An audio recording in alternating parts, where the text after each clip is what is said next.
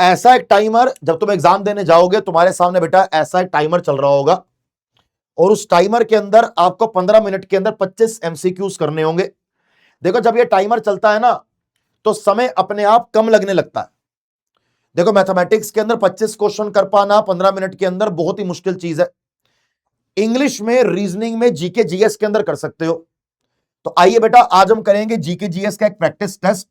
15 minute के अंदर 25 question solve करने का ट्राई करेंगे। आइए अब 15 मिनट में करते हैं, 12 मिनट में करते हैं, 11 के अंदर करते हैं, 16 में करते हैं, पता लग जाएगा अभी। आइए स्टार्ट करेंगे। पहला क्वेश्चन क्या पूछ रहा है मुझसे, ये कह रहे कि विच of the following is not a feature of fundamental right. कह रहा है इनमें से कौन सा फंडामेंटल राइट की विशेषता नहीं है। अब ऐसे क्वेश्चन को पढ़ने में आपको लगभग 40-45 सेकंड लग जाएंगे और ऐसे क्वेश्चन को सही करने के अंदर बेटा आपको एक 15-20 सेकंड लगेंगे। Some of them are negative in character, they are not absolute but qualified, they are non justiciable, some fundamental rights are available to foreigner. कह रहे not a feature, they are non justiciable. C को correct हो गया यार। Fundamental right are justiciable, fundamental right तो justiciable है, न्याय संगत है। ये नॉन जस्टिशिएबल क्यों होंगे? ये फंडामेंटल राइट का फीचर नहीं है। तो अगर मेरा एग्जाम है तो मुझे ये क्वेश्चन करने में लगभग नाना करते करते 1 मिनट लग जाएगा। अगला आइए नेक्स्ट। कह रहा है कि which constitutional article ensure the writ jurisdiction of supreme court. बस मैं यहां रुक जाऊंगा। Writ jurisdiction of supreme court and high court, मैं यहां पर रुक जाऊंगा और मैं देखूंगा कि भैया सुप्रीम कोर्ट रिट जारी करता है 32 में, हाई कोर्ट रिट जारी करता है 226 में। कहां लिखा हुआ है? 32 और 226। Right answer is D. आगे बढ़ूंगा। इस क्वेश्चन के अंदर करने के लिए मुझे सिर्फ 30 सेकंड चाहिए। यह क्वेश्चन करने के लिए मेरे को सिर्फ 30 सेकंड चाहिए। एज अ स्टूडेंट ही बात कर रहा हूं, एज अ टीचर बात नहीं कर रहा। अगला आइए नेक्स्ट। अब यह क्वेश्चन टाइम लेगा, क्यों? स्टेटमेंट वाला क्वेश्चन है और स्टेटमेंट वाले क्वेश्चन आएंगे भी सही। कह रहा है कि with reference to Indian constitution consider the following statement, a preamble is enforceable in a court of law. पहली स्टेटमेंट गलत है।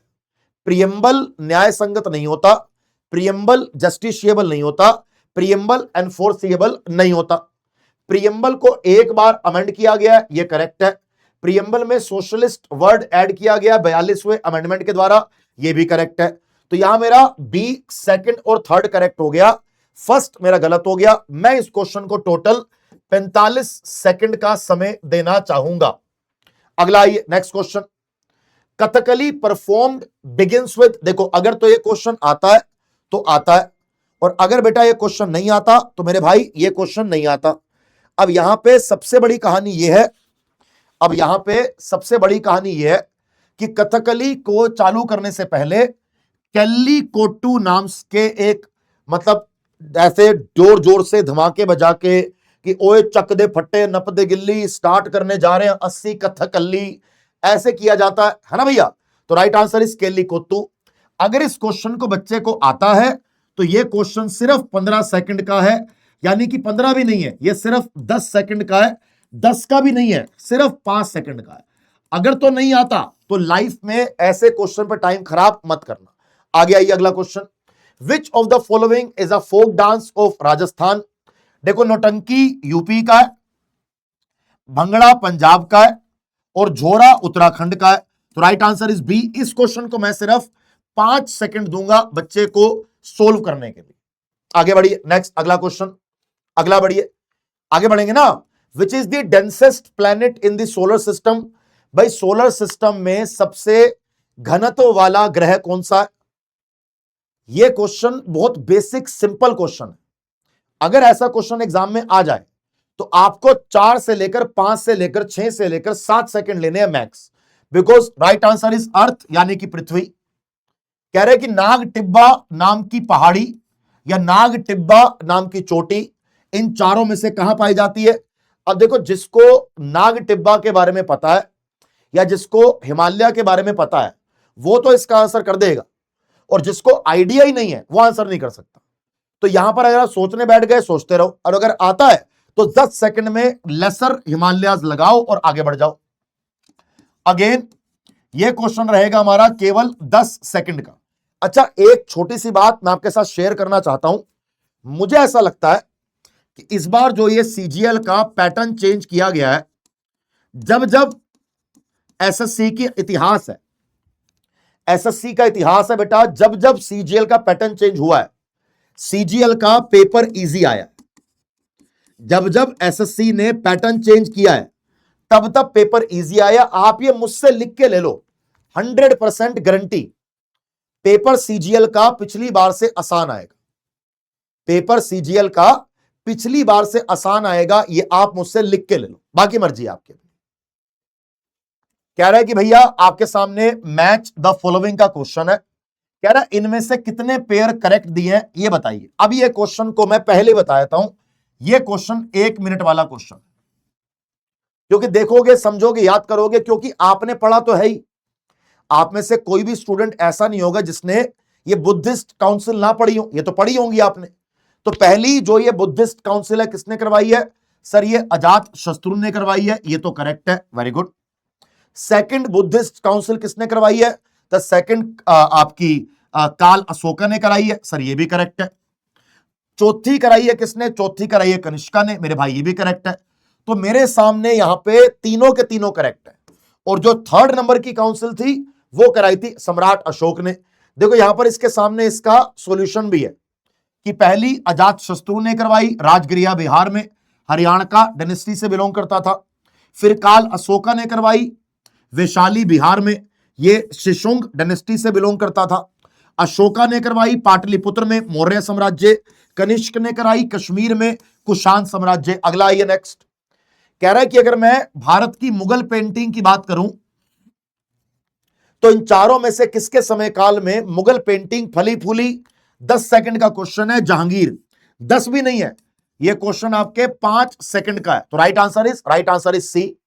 निम्नलिखित में से कौन सा विकल्प स्टैगफ्लेशन की बात करता है?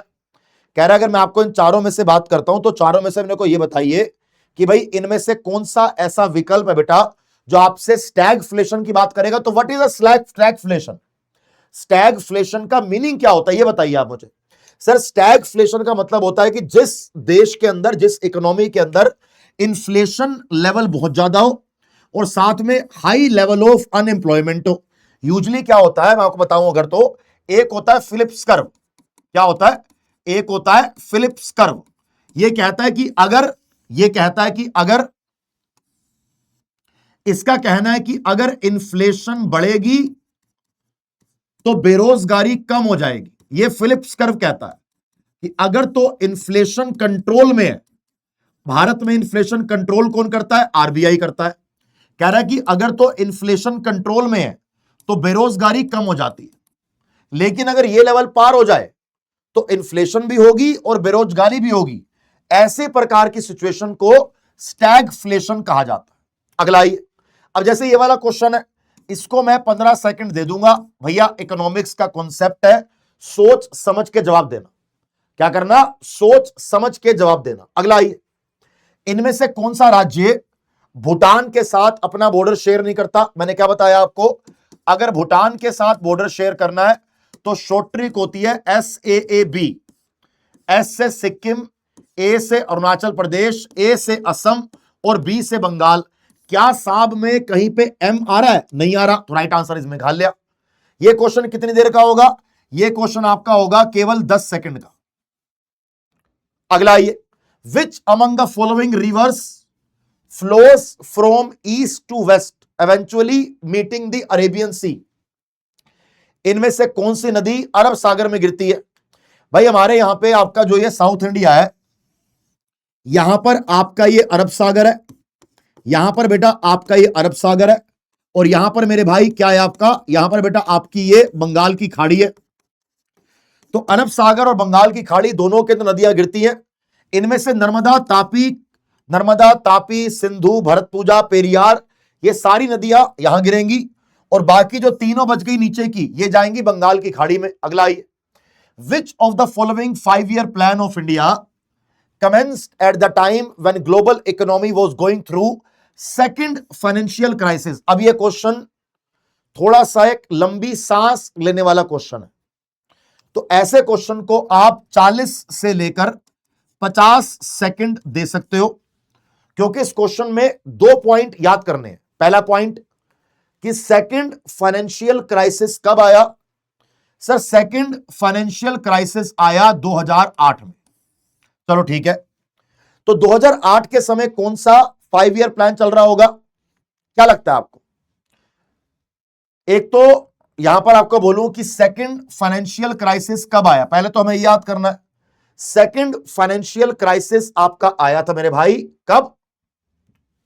2013 में। सेकंड फाइनेंशियल क्राइसिस आपका आया 2013 में। देखो ये तीनों तो हो ही नहीं सकते। 2012 से लेकर 2017 तक आपका 12वें नंबर का 5 ईयर प्लान चल रहा था, जो कि आपका 5 ईयर प्लान में लास्ट 5 ईयर प्लान था। तो राइट आंसर इज डी। आगे आइए, अगर मैं सुप्रीम कोर्ट के एक ऑर्डर को फॉलो करूं तो सुप्रीम कोर्ट ने इन चारों में से किसको वाइल्ड लाइफ सेंचुरी बनाने का ऑर्डर पास किया कि इन चारों में से कौन से फॉरेस्ट को बेटा आप वाइल्ड लाइफ सेंचुरी में कन्वर्ट करना पड़ेगा? ये किसके लिए कहा गया? अब अगर ऐसा क्वेश्चन आ जाए तो आपको इस क्वेश्चन को 20 सेकंड दे सकते हो, आराम से पढ़ लो, एक बार न्यूज को रिवाइज कर लो। आंसर आएगा आपका सरंडा वन। क्या आएगा बेटा? आंसर आएगा आपका सरंडा वन। सरंडा वन कहां पे भैया? सरंडा वन आपके झारखंड में। अगला आइए, विच of the following sports can be played both an individual and with a team? इसमें से एक स्पोर्ट ऐसा दिया गया है जो नेशनल इंटरनेशनल के लेवल पे लोग अकेले भी खेलते हैं और लोग टीम के साथ भी खेलते हैं। जैसे टेनिस की बात करो, टेनिस में एक सिंगल प्लेयर भी होता है और टेनिस में 2 लोग भी होते हैं, यानी कि टीम भी खेल रही है। क्रिकेट में देखा जाए तो हमेशा टीम खेलेगी, बास्केटबॉल में हमेशा टीम खेलेगी, हॉकी में टीम खेलेगी, लेकिन बैडमिंटन में अकेले भी खेलते हैं और बेटा डबल और मिक्स्ड भी खेलते हैं। अगला आइए, तो ये क्वेश्चन कितनी देर का था? ये क्वेश्चन था केवल 10 सेकंड का। Which element is a metal that is good conductor of electricity? इनमें से कौन सा मेटल है भैया जो इलेक्ट्रिसिटी का बढ़िया कंडक्टर है? आपने कई बार सुना होगा, टीवी पर एड भी आती है कि कॉपर वायर लगाओ, कॉपर वायर लगाओ। कॉपर वायर जल्दी जलती नहीं है, तारे फटती नहीं है, घरों में आग नहीं लगती, ऐसा कहा जाता है ना। तो अगर आपको वो भी याद है तो भी आप कॉपर वायर लगा दोगे। राइट आंसर इज ए, और क्वेश्चन सिर्फ 10 सेकंड का है। हमारे सामने अब आ चुका है एक मल्टीपल स्टेटमेंट वाला क्वेश्चन। मैं मल्टीपल स्टेटमेंट वाले क्वेश्चन को आंखें बंद करके 1 मिनट दूंगा। मैं मल्टीपल स्टेटमेंट वाले क्वेश्चन को आंखें बंद करके 1 मिनट दूंगा कि भाई कम से कम 1 मिनट आप मल्टीपल स्टेटमेंट वाले क्वेश्चन पर लो, जिससे कि गलती होने के चांसेस आपके बिल्कुल कम से कम हो जाए। क्या बेटा? जिससे कि गलती होने के चांसेस आपके कम से कम हो जाए। तो अगर मैं इसको देखूं कि they are inspired by the USSR, correct. They are enforceable by the court, गलत। सेकंड वाला गलत है, ये न्याय संगत नहीं होते। अगर तो सेकंड गलत है तो ये दोनों ऑटोमेटिकली गलत हो गए। देवर एडेड बाय 42nd अमेंडमेंट, ये भी correct. Right answer is A. Right answer is ए। वैसे तो ये क्वेश्चन 30-35 सेकंड में हो जाएगा, लेकिन फिर भी आप इसको 1 मिनट दे सकते हो। Torkham border crossing recently reopen. Torkham एक बॉर्डर क्रॉसिंग है, उसको रिसेंटली रीओपन किया गया after week of closure. Afghanistan Pakistan के बीच का ये रास्ता है। कह रहा है कि अफगानिस्तान और पाकिस्तान के कौन से प्रोविंसेस को ये जोड़ता है। देखो ऐसे क्वेश्चन अगर इनकेस ना आते हो तो ऐसा क्वेश्चन छोड़ के आ जाना। अगर बाय चांस ऐसे क्वेश्चन आपको ना आते हो तो ऐसा क्वेश्चन बेटा आप छोड़ के आ जाना। तो क्या आंसर है इसका? राइट आंसर इज नंगरहार और Khyber Pakhtunkhwa. Right answer is B. एक फिल्म आई है 120 बहादुर, यह आपका 15 सेकंड का क्वेश्चन है, क्योंकि आप पहले 120 बहादुर के बारे में, मूवी के बारे में सोचोगे, फिर आपके माइंड में मूवी आएगी, फिर आप अच्छा बोलोगे कि इसके अंदर कौन सी बात करी गई है। इसमें ना ये जो 1962 में इंडो चाइना वॉर हुआ, इसकी बात करी गई है। और जो ये इंडो चाइना वॉर की बात कर रहा है, वहां पर भी बैटल ऑफ रेजंगला की बात करी गई है। बैटल ऑफ रेजंगला की बात करी गई है। अगला आइए नेक्स्ट, सोल्ट सत्याग्रह 1930, गांधी जी ने दांडी मार्च चालू करी, सोल्ट सत्याग्रह चालू किया। अब यह पूछ रहा है कि भैया इन चारों में से किसकी बात करी गई है? High land revenue, exclusive control, very good, नमक कानून, राइट आंसर इज बी। यह क्वेश्चन मैक्सिमम 10 सेकंड का है। स्टेट और यूनियन टेरिटरी, कौन सी यूनियन टेरिटरी में, देखो स्टेट और यूनियन टेरिटरी दोनों की बात करी गई है। कह रहा है कि ओवरऑल इंडिया में स्टेट और यूनियन टेरिटरी दोनों को जोड़ लो। कह रहा है इनमें से सबसे कम सेक्स रेशो इन चारों में से कहां पाई जाती है? सबसे कम सेक्स रेशो इन चारों में से कहां पाई जाएगी? दमन एंड दीव। आप में से जो बच्चा इसका आंसर हरियाणा लगाने का सोच रहा था, यहां पे स्टेट और यूनियन टेरिटरी दोनों पूछा गया, तो right answer is Daman and Diu. Which instrument is central to Burrakatha performance Andhra Pradesh? अगर मैं आंध्र प्रदेश में बुर कथा या बुरा कथा परफॉर्मेंस की बात करूं, तो इनमें से कौन सा वाद्य मंत्र यूज किया जाता है? इनमें से कौन सा वाद्य मंत्र यूज किया जाता है?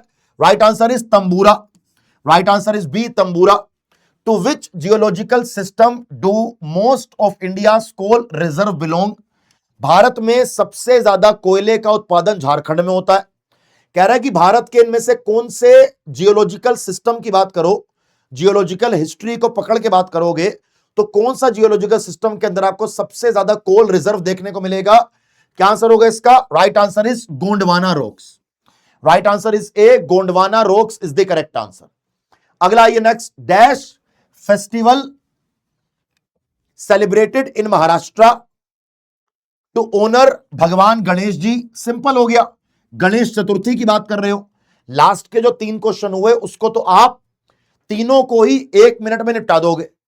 तो हमने बेटा जो आज ये 25 क्वेश्चन एंड में करे हैं, हमने जो आज ये 25 एमसीक्यूज ढंग से करे हैं, अगर कोई बच्चा अपना सिलेबस कवर करके जाए, टॉपिक वाइज पीवाईक्यूज करके जाए, रिवीजन करके जाए, सेक्शनल टाइमिंग वाले मॉक टेस्ट लगाकर जाए, तो मेरा यह मानना है कि आप जीके को तो एटलीस्ट 15 मिनट में पूरा अटेम्प्ट करके 20 से लेकर 21 क्वेश्चन या 18 से लेकर 20 क्वेश्चन सही भी कर सकते हो। अगर आपको यह सेशन अच्छा लगा हो तो बेटा एक बार इसको जरूर लाइक करना, अपने दोस्तों के साथ शेयर करना, जिससे कि आपके साथ साथ बाकियों को भी क्लास मिले और बाकियों का भी भला हो सके।